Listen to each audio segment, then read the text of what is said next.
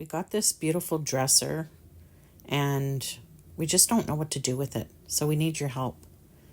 Initially, I'm thinking we should likely keep the front of the doors. Let's look at the beautiful wood.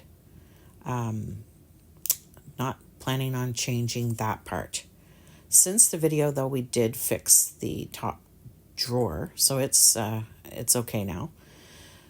Just thinking that we could strip and sand the top, maybe do a dark stain. Now, the base has some damage, so we're not going to probably be able to fix that. So we'll likely paint the bottom, so the base of it.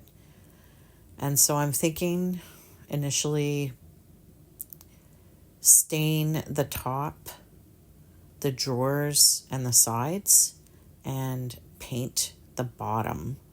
I'm thinking maybe a dark brown to bring out the darker wood tones of the doors. I don't know. So kind of need your help. If you have any ideas, suggestions, or opinions, I'd love to hear from you.